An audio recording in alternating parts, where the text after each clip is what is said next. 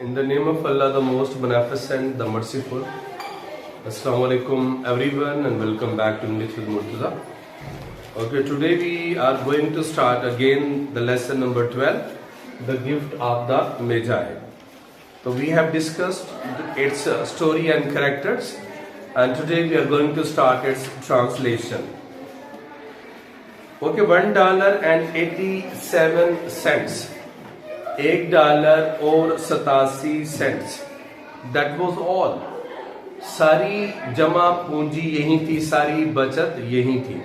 That was all means के सारी बचत यही थी. She had put it aside. उसने बचत की थी. पुट असाइड मीन बचत करना. उसने बचत की थी 1 cent and then another and then another. एक पाई बचाकर 1 cent then another and then another. It means एक पाई बचाकर उसने बचत की थी. इन हर केयरफुल बाइंग, अपनी मोहतात खरीदारी में. बाइंग मीन खरीदारी में. केयरफुल मीन विजिलेंट, मोहतात. Of meat and other food, गोश्त और दूसरी अशनाए खुर्दनोश की खरीदारी में. उसने गोश्त और दूसरी अशनाए खुर्दनोश की मोहतात खरीदारी में एक पाई बचाकर बचत की थी. डेला काउंटेड इट 3 times. डेला ने इसे 3 मरतबा गिना. $1.87. ये $1 और 87 cents थे. And the next day would be Christmas. और अगले दिन क्रिसमस था. अब क्रिसमस करीब आ गया था and she wanted to buy a gift for Jim, but she couldn't save a lot of money. That's why she was counting it again and again. परेशानी में बार बार गिन रही थी और परेशान हो रही थी कि ये गिफ्ट खरीदने के लिए काफी पैसे नहीं है. There was nothing to do. कुछ भी नहीं किया जा सकता था क्योंकि $1.87 का गिफ्ट तो आने से रहा था. तो कहता है कि there was nothing to do. कुछ भी नहीं किया जा सकता था but fall on the bed and cry. सिवाय इसके कि बिस्तर पर लेटा जाए और रोया जाए. So Della did it. बस डेला ने ऐसे ही किया.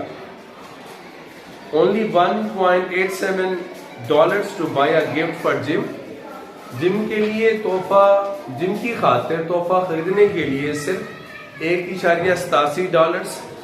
हर जिम उसका gym. She had many happy hours. उसने कई खुशगवार घंटे गुजारे थे. She had many happy hours. उसने कई पुरतकल्लुफ घंटे गुजारे थे. Planning something nice for him. उसके लिए किसी अच्छी चीज की खरीदारी की मंसूबा बंदी करने में. उसने उसके लिए यानी कि जिम के लिए कोई अच्छी चीज खरीदने की मंसूबा बंदी करने में कई लुत्फ घंटे गुजारे थे या कई खुशगवार घंटे गुजारे थे. सोचती थी ये ले दूंगी, वो ले दूंगी, this and that. Something nearly good enough. कोई चीज जो करीब अच्छी हो. Something almost worth the honour of belonging to Jim. कोई ऐसी चीज जो जिम से निस्बत का एजाज हासिल करने के काबिल हो. कोई ऐसी चीज जो जिम से निस्बत का एजाज हासिल करने के काबिल हो. तो बिलोंगिंग का मतलब होता है निस्बत, ताल्लुक. वर्थ मीन इंपॉर्टेंस, अहम. ऑनर का मतलब एजाज होता है. द जेम्स डिलिंगम यंग्स, ये उनकी फैमिली का नाम था. The James Dillingham Youngs. और फैमिलीज के नेम के साथ हमेशा डेफिनेट आर्टिकल दा लगाते हैं. द माहर, द ट्रगर, द चांडियाज. Got it. तो कास्ट के साथ the. The James Dillingham Youngs were very proud of 2 things. James Dillingham Youngs को अपनी 2 चीजों पर बहुत ज्यादा फख्र था. विच दे ओन, विच दे हैड, जो उनके पास थी. जेम्स डिलिंगम यंग्स को अपनी 2 चीजों पे बहुत ज्यादा फख्र था जो उनके पास थी. One thing was James gold watch. एक चीज तो जिम की सोने की घड़ी थी. It had once belonged to his father. ये कभी उसके बाप की हुआ करती थी. And long ago it had belonged to his father's father, और इसके काफी लंबे अरसे पहले ये उसके बाप के बाप की हुआ करती थी, मीन्स कि उसके ग्रैंडफादर, उसके दादा की हुआ करते थे। The other thing was Della's hair, और दूसरी चीज डेला के बाल थे। If a queen had lived in the rooms near theirs, अगर कोई मलका उनके कमरों के करीब रिहायश पजीर होती, Della would have washed and dried her hair, तो डेला अपने बालों को धोती और खुश्क करती, where the queen could see it, जहां मलका उन्हें देख सकती। ठीक है, अगर मलका उनके कमरों के करीब रिहायश पजीर होती तो डेला अपने बालों को वहां धोती और खुश्क करती जहां मलका उसके बालों को देख सकती। डेला जानती थी, her hair was more beautiful, उसके बाल ज्यादा खूबसूरत थे, than any queen's jewels and gifts, किसी भी मलका के जवाहरात और तहाइफ से, क्योंकि डेला जानती थी कि उसके बाल किसी भी मलका के जवाहरात और तहाइफ से ज्यादा खूबसूरत थे। ठीक हो गया। तो डेला न्यू हर हेयर वॉज, उसके बाल थे। कहते हैं ना उसके बाल काले हैं, तो क्या कहेंगे इंग्लिश में? बनाए इसकी इंग्लिश, उसके बाल काले हैं। Very very very very well done. Her hair is black, ये नहीं कहेंगे her hairs are black. I have told you yesterday, जब हम बाल जो है दे आर अनकाउंटेबल नाउन, ठीक है, तो अगर इनको कलेक्टिव यूज करेंगे तो इनके साथ वर्ब सिंगुलर होगा और हेयर होगा ऐसे नहीं लगेगा। अगर इंडिविजुअल बालों की बात करें, 3-4 बाल, उसके 3 बाल काले हैं, हिज 3 hairs आर ब्लैक। समझ आ रही है? फिर हम हेयर्स का वर्ड यूज करेंगे, अदरवाइज हेयर यूज करेंगे। Is it clear to all of you? If a king had lived in the same house, अगर बादशाह भी उसी घर में रहता, विद ऑल हिज रिचेस, अपनी तमाम दौलत के साथ। रिचेस का मतलब क्या भाई? वेल्थ, दौलत। देखें, एक अमीर आदमी हो तो उसको क्या कहते हैं? रिच कहते हैं। अगर ज्यादा हो, उनके जमा बनानी हो तो फिर क्या कहेंगे? जी बेटा, रिच जो है that is one rich man, एक अमीर आदमी।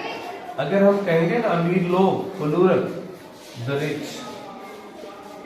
रिच का मतलब है अमीर, एक अमीर आदमी, और अमीर लोग द रिच। एक गरीब, बहुत सारे अमीर लोग हों द रिच। एक गरीब आदमी और पुअर बहुत सारे हों द पुअर। प्लूरल बनाने के लिए द पुअर लगाते हैं। एक ईमानदार, ऑनेस्ट, बहुत सारे ईमानदार, the honest, the brave, the blind.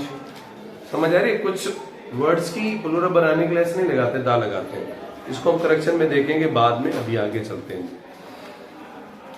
वो कहता है कि so if a king had lived in the same house, अगर बादशाह भी उसी घर में रहता विद ऑल हिज रिचेस, अपनी तमाम दौलत के साथ। अगर बादशाह उसी घर में अपनी तमाम दौलत के साथ रहता, Jim would have looked at his watch every time they met, तो जिम अपनी घड़ी को देखता हर उस वक्त जब वो मिलते। तो जब कभी वो मिलते तो जिम अपनी घड़ी को देखता। जिम जानता था that no king had anything so valuable, कि किसी भी बादशाह के पास इतनी ज्यादा कीमती चीज नहीं है। Is it clear to all of you? अब वो बताना ये चाहता है कि जिनके पास जो वॉच थी that was very valuable, किसी बादशाह के पास भी इतनी कीमती चीज नहीं थी। So now Della's beautiful hair fell about her, बस अब डेला के खूबसूरत बाल बिखर गए। बिखरे कैसे? वो नीचे गिरी थी ना बेड के ऊपर, लेटी थी, रो रही थी, बाल बिखर गए। अब वो बता रहे, so now Della's beautiful hair fell about her, अब डेला के खूबसूरत बाल उसके गिर्द बिखर गए। शाइनिंग, वो चमक रहे थे, लाइक अ फॉलिंग स्ट्रीम, गिरती हुई आबशार की तरह। आप ब्राउन वाटर, भूरे पानी की गिरती हुई आबशार की तरह वो चमक रहे थे। इट रीच्ड बिलो हर नी, ये उसके घुटने के भी नीचे जाते थे। कितने लंबे बाल थे भाई। Did you ever watch a girl having so long hair? कभी जिंदगी में आपने किसी को देखा हो इतने लंबे बाल हो उसके? Did you ever observe? तो उसके बाल घुटने के नीचे तक जाते थे, एमसीक्यूज में भी आता है। It almost made itself into a dress for her, ये तकरीबन उसका लिबास बन जाते थे। इतने बड़े बाल थे कि वो अपने आप को फुली उनसे कवर कर सकती थी।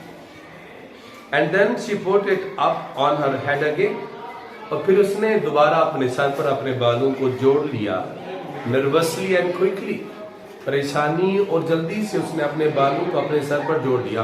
Once she stop for a moment, वो एक लम्हा के लिए एक मर्तबा रुकी, एंड स्टूड स्टिल, और साकिन खड़ी रही, while a tear or two ran down her face, जबकि एक दो आंसू उसके चेहरे पर गिर पड़े। अब now she had decided that she is going to sell her hair, but she was also confused। ठीक है, अब उसने फैसला कर लिया था ना कि अब बाल बेचने जा रही है, इस वजह से तो वो थोड़ी परेशान है, नर्वस है। इस वजह से उसकी आंखों में आंसू भी आ रहे हैं कि इसके अलावा कोई और चॉइस नहीं है मेरे पास। बाल तो हर किसी को प्यारे लगते हैं ना, कैसे बेटे आपको लगते हैं? तो उसे भी लगते थे। तो वो अब बेचने जा रही थी, वो बाल कटवाने जा रही थी, तो that was a very sad moment for her. She put her old brown coat, उसने अपना पुराना भूरा कोट पहना। शी पुट ऑन होता है वेयर, पहनना। हर ओल्ड ब्राउन हैट, उसने अपना पुराना भूरा हैट पहना। तो what was the colour of her hat and you can say coat? Brown था। एमसीक्यूज के लिए याद रखिएगा। With the bright light still in her eyes, अपनी आंखों में चमकदार रोशनी लिए, she moved quickly out of the door, जल्दी से दरवाजे के बाहर आई, and down to the street, और गली में चलना शुरू कर दिया। Where she stopped the sunset, ये पंक्चुएशन कर गया नहीं आप लोगों ने। Where she stopped the sunset, जहां वो रुकी वहां तख्ते पर ये लिखा हुआ था, साइन बोर्ड पर ये लिखा हुआ था, Mrs Sofronie hair articles of all kinds. Mrs Sofronie बालों से मुतल्लिक तमाम अशिया, जैसे शॉप्स के ऊपर लिखा होता है, ठीक है, तो वहां भी लिखा हुआ था। Up to the second floor Della ran, दूसरी मंजिल तक डेला दौड़ती हुई गई, and stop to get her breath, और फिर वो सांस बहाल करने के लिए रुकी। तो इसको ब्रेथ बोलते हैं। क्या बोलते हैं भाई? BREATH, breath. That is a noun, इसका मतलब होता है सांस। और that is breathe. What is that? That is breathe, it means सांस लेना। तो breathe is a verb and breath is a noun. Breath का मतलब सांस और ब्रीथ का मतलब सांस लेना होता है। तो यह हम इसको ब्रीथ नहीं पढ़ेंगे, it's breath. How to pronounce this word? Breath. Mrs Sofronie large too I cold I looked at her. मिसेस सोफरानी जो दराज कद थी, बहुत ज्यादा सफेद रंग वाली थी और सर्द मोहर थी, उसने उसे देखा, यानी कि उसने किसको देखा? डेला को देखा। सर्द मोहर वो बंदा होता है who does not have any feelings of sympathy for others, जिसके अंदर एहसास जज्बात ना हो। Will you buy my hair? ये आपने पंक्चुएशन करनी बेटे यहां से। Will you buy my hair? asked डेला। डेला ने पूछा, क्या आप बाल खरीदोगी? I buy hair, मैं बाल ही खरीदती हूँ, said मिसेस सोफरानी। मिसेस सोफरानी ने कहा, मैं बाल ही खरीदती हूँ।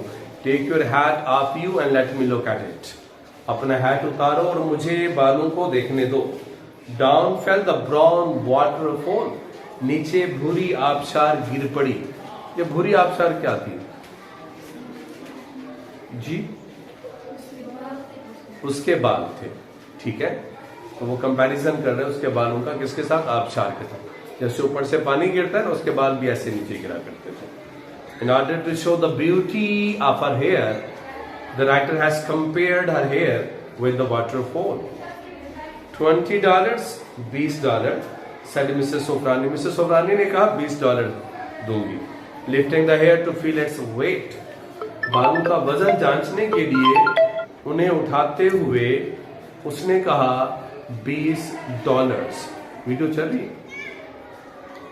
अच्छा, give it to me quickly said Della. Della ने कहा मुझे जल्दी से पैसे दे दो। ओहो, and the next 2 hours seem to fly. और अगले 2 घंटे बड़े जल्दी से गुजरते हुए दिखाई देते थे। बड़े अगले 2 घंटे ऐसे दिखाई देते थे जैसे उनको पर लग गए हो, यानी कि बड़े जल्दी से वक्त गुजर रहा था। She was going from one shop to another. वो एक दुकान से दूसरी दुकान पर जा रही थी। To find a gift